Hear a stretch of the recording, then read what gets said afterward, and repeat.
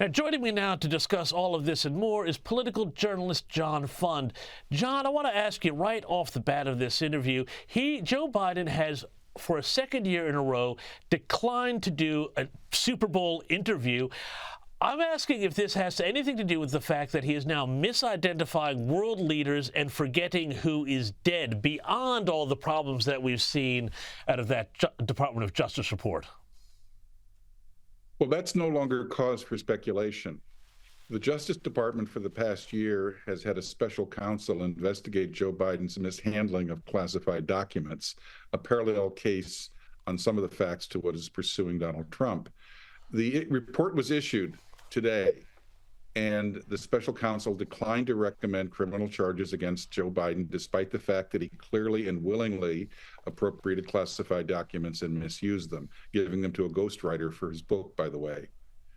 But the reason that the special counsel said he would not recommend criminal charges is that Joe Biden's appearance and manner was that of a confused elderly person with an extremely poor memory who could not remember even basic facts like when he was vice president, when he became president, when his son Beau died, or who knows what else he didn't remember.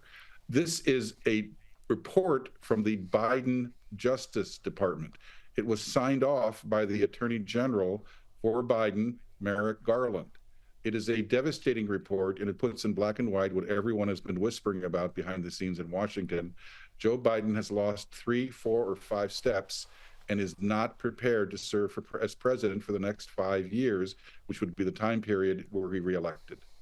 So, John, you say quite correctly, this is coming from his own Justice Department. So this isn't a political hit job. These are his own people saying this. The calls are coming from inside the House.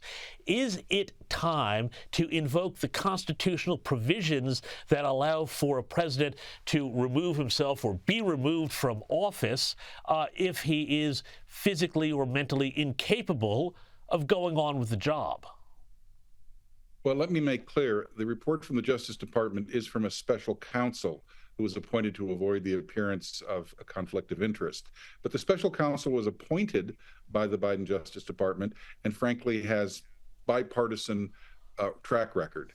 As for the 25th Amendment, I think that would be very, very messy because, of course, the 25th Amendment to replace Biden with his vice president would elevate Kamala Harris to the presidency of the United States. I don't know if there's anyone in Washington who thinks that would be, shall we say, a step up. Yeah, indeed. But, we're seeing also politically that if Joe Biden goes to November as the candidate, the Democrats have another problem. He's hit another new low of 37% in his approval rating in the latest NBC poll.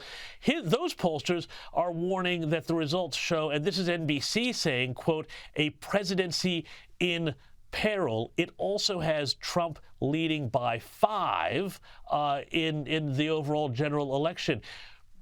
Are panic stations, what are you hearing, John? Are Democrats at absolute panic stations now about the future of this presidency and the election?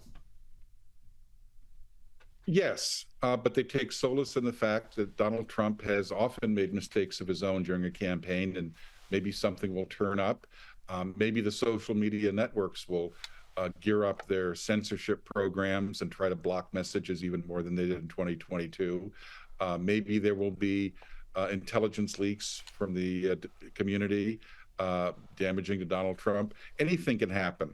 But for right now, they're stuck because they are a host of ambitious Democrats who would like to be the presidential candidate, but there's not an obvious way to both convince Joe Biden to step down and to convince Kamala Harris that she should do something for the good of the party and not run.